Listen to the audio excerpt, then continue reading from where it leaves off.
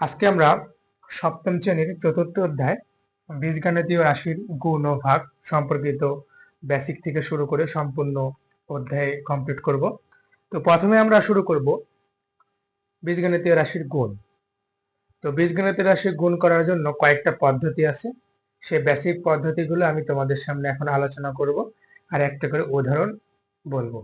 গুণের বিনিময় বিধির যদি আমরা বেসিক পড়তে চাই সেটা হবে যে কোনো দুইটা রাশি নিলাম, মনে করো যে কোনো দুইটা রাশি বলতে আমি একটা রাশি নিলাম হচ্ছে এ আর একটা রাশি নিলাম হচ্ছে বি।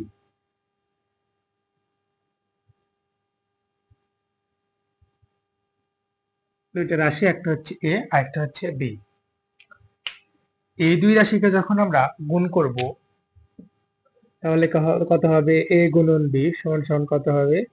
A B. যদি আরেকভাবে গুণ করি সেটা হচ্ছে বি গুণন এ সমান সমান এ বি। তো সাপোজ যদি এখান থেকে আমরা একটা উদাহরণ যদি বলতে চাই তাহলে দেখো সকলে যে 3 আর 2 মনে করে আমাদের দুইটা রাশি আছে। তো মনে করো 3 গুণন 2 দিলে আমাদের কত হয়? 6। তাহলে এখানে আমরা যদি আগে 2 দিলাম পরে 3 দিলাম তাহলে কত হচ্ছে? 6। তো এটা হচ্ছে আমাদের গুণের বিনিময় বিধি। তো আমরা যদি গুণের বিনিময় বিধি কমপ্লিট করি তাহলে আমরা এখন আলোচনা করব গুণের সংযোগ বিধি। তাহলে গুণ তিনটি বীজগাণিতিক রাশি যখন আমাদের থাকবে তখন যদি দেখো এরকম থাকে যে এ গুণন বি গুণন সি সমান সমান কত দেওয়া আছে, তখন আমরা এই ব্র্যাকেটের মধ্যে কত আছে এ গুণন বি সমান সমান লিখতে পারি এ বি, আর গুণন এখানে কার সাথে গুণ হচ্ছে? সি এর সাথে। তাহলে আমাদের কথা হচ্ছে এ বি সি। এটা এছাড়া এটাকে দেখো আমরা আরেকভাবে যদি করতে পারি, দেখো কি লিখতে পারি? এ গুণন বি গুণন সি, ফার্স্ট ব্র্যাকেট দিলাম গুণন সি। এটা সমস্যা আমরা কি লিখতে পারি? দেখো এ থাকতেছে আর বি গুণন সি দিলে আমাদের কত হবে? বিসি। তাহলে আমাদের এ গুণন বিসি মানে আমাদের কত বলতে পারি? A B C. তো এটা হচ্ছে দেখো আমাদের গুণের সংযোগ বিধি। তাহলে গুণের সংযোগ বিধিটা হচ্ছে যে আমাদের তিনটা বীজগাণিতিক রাশি থাকে। প্রথম কার্ডটা মনে করো আছে আমাদের এ ফার্স্ট ব্র্যাকেট এ গুণন বি গুণন সি। তাহলে ফার্স্ট ব্র্যাকেটের মধ্যে আমাদের কি আছে? এ গুণন বি দিলে হয় এ বি, গুণন সি দিলে আমাদের গুণফলটা হচ্ছে এ বি সি। সেম ভাবে পরবর্তীতে যদি এটাকে আমরা এভাবে তৈরি করতে পারি এ গুণন ফার্স্ট ব্র্যাকেট বি গুণন সি, তাহলে এ গুণন থাকলো আর বিসি ফার্স্ট ব্র্যাকেটের মধ্যে গুণ করলে বিসি, তাহলে এ কে বিসি দ্বারা গুণ করলে এ বিসি।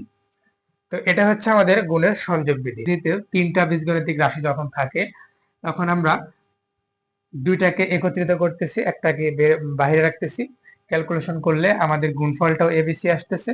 সেম ভাবে এটাতে করলে আমাদের আসতেছে এবিসি। এটা গুণের সূচক বিধি বলতে আমরা যদি এরকম ভাবে কল্পনা করি, দেখো যে এ গুণন এ তাহলে আমাদের কত হবে? এ স্কোয়ার। তাহলে এ স্কোয়ারকে যখন আমরা ভাঙাচ্ছি তখন কত পাচ্ছি? এ গুণন এ। সেম ভাবে যখন আমাদের এ গুণন এ গুণন এ, তাহলে আমরা কত পাবো? এ কিউব। এ কিউব পেলাম। তো এখান থেকে আমরা গুণের সূচক বিধিতে দুইটা জিনিস শিখবো। দেখো যদি এরকম হয় যে কোনো কারণে কোনো ম্যাথে থাকলো যে এখন প্রশ্ন হতে পারে এটা কেমন করে হলো, প্রশ্ন আসতে পারে স্যার এ গুণন এ তাহলে স্কোয়ার আর এ গুণন এ গুণন এ সমান সমান এ কিউব কেন হলো? দেখো আমাদের মনে করো এখানে একটা কোনো ম্যাথে দেওয়া আছে এ টু দি পাওয়ার এন গুণন এ টু দি পাওয়ার এন। তাহলে দেখো এখানেও এ আছে এখানেও এ আছে, তাহলে আমাদের ভিত্তি কি আছে? এ। উপরের পাওয়ারে আমাদের দেখো আছে প্রথমটা এম আর এখানে আছে এন, এখানে যে গুণ থাকলে কি হয়? যোগ হয়। আমরা লিখতে পারি এম যোগ এন। এটা শেষ। তো যদি আমরা এখানে যদি এম এরটা কেমন করেছে দেখো, এর উপরে কিষণের মানে আমাদের কত ছিল? 1। এর উপরে কিষণের মানে কত ছিল? 1। তাহলে এখানে ভিত্তি ছিল এ, তাহলে 1 যোগ 1 দিলে কত হয় আমাদের? 2। এজন্য আমাদের এ গুণন এ দিলে হয়েছে এ স্কোয়ার। সেম ভাবে এখানেও ছিল 1 এখানেও ছিল 1 এখানেও ছিল 1, তাহলে 1 যোগ 1 যোগ 1 দিলে কত হয়? এ টু দি পাওয়ার 3। যদি ম্যাথ এরকম থাকতো যে এ স্কোয়ার গুণন এ কিউব। তাহলে আমরা কি করতাম, এখানে এ আর এখানেও এ আছে, তাহলে আমরা ভিত্তি নিলাম কত, এ। তাহলে এর সূচক এখানে কত আছে, 2। গুণের জন্য আমরা কত দিতে পারি, গুণের জন্য প্লাস, এখানে কত আছে আমাদের 3।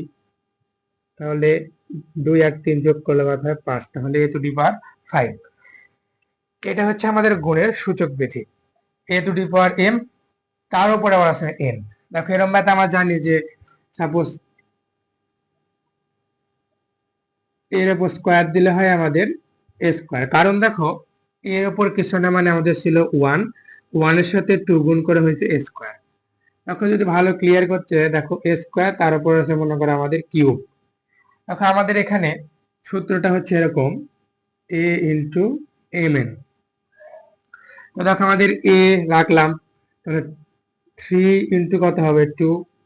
তাহলে এ টু দি পাওয়ার কত, 6। তো এটা হচ্ছে আমাদের গুণের সূচক বিধি। গুণ থাকে, একটা ভিত্তি রাখার পর গুণ থাকলে কি করব, যোগ। আর যদি আমাদের একটা টু দি পাওয়ার উপর একটা টু দি পাওয়ার থাকে, তখন আমরা কি করব, উপরে গুণ। বন্টন বিধি কেমন হয়,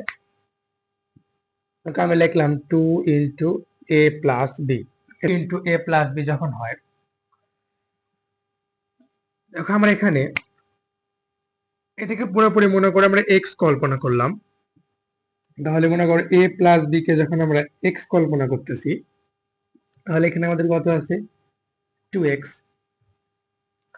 2x যেহেতু হয়, তখন আমরা কি করি, দেখো তো 2x কে যখন আমরা ভাঙাই, তখন দেখো আমরা লিখতে পারি না x যোগ x, x যোগ x দিলে কত হয়, 2x হয়। সেম ভাবে দেখো এখানে আমাদের 2 ইন্টু আছে a প্লাস বি, তাহলে আমরা এখানে লিখতে পারি না যে a প্লাস বি যোগ a প্লাস বি, অবশ্যই লিখতে পারি।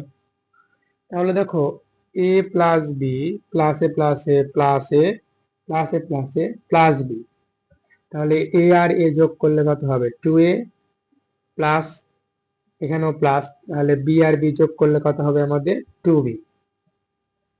দেখো আমাদের এখান থেকে কত পেলাম, 2a প্লাস 2b। এটা আমরা হচ্ছে বন্টন বিধি। দেখো আমরা দুই জায়গায় কি করেছি, বন্টন করে দিয়েছি। এটা যখন করি, দেখো 2 দিয়ে যখন আমরা a কে গুণ করতাম তখন হতো 2a, আর 2 দিয়ে যখন আমরা আবার b কে গুণ করতাম প্লাস 2b। এটাই হচ্ছে আমাদের গুণের বন্টন বিধি। আশা করি তোমরা সকলে এই বিষয়টা ক্লিয়ার হয়েছে। লিখলাম m into a plus B plus C plus dot dot dot dot.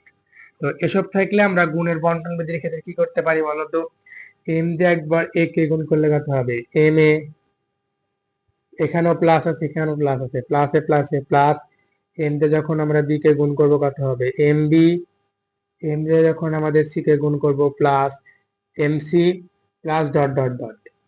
এটা হচ্ছে আমাদের গুণের বন্টন বিধি, বীজগাণিতিক রাশির গুণ। এখন বীজগাণিতিক রাশির গুণ আমরা সাধারণত জানি কি, দুইটা রাশির মধ্যে হতে পারে, বা তিনটা রাশির মধ্যে হতে পারে, অথবা চারটা রাশির মধ্যে হতে পারে। তো সাধারণভাবে আমরা কল্পনা করব যে দুইটা রাশির মধ্যে আমরা কি করব, গুণ করব। তাহলে গুণ করতে হলে আমাদের কিছু জিনিস মনে রাখতে হবে, যে এটা সবসময় মনে রাখবে যে প্লাস মাইনাসে মাইনাস, মাইনাসে মাইনাসে প্লাস, প্লাসে প্লাসে প্লাস, মাইনাস প্লাসে মাইনাস। এই কয়েকটা প্রক্রিয়া যদি তোমরা মনে রাখতে পারো, এই অধ্যায়ের আপাতত আমাদের বেসিক শেষ। আমরা আগামী ক্লাসে সম্পূর্ণরূপে ম্যাথ করতে পারি। তো আশা করি তোমরা সকলে বুঝতে পারছো। আর তোমাদের যদি কোনো সমস্যা হয়ে থাকে আমাকে কমেন্ট বক্সে জানাবে।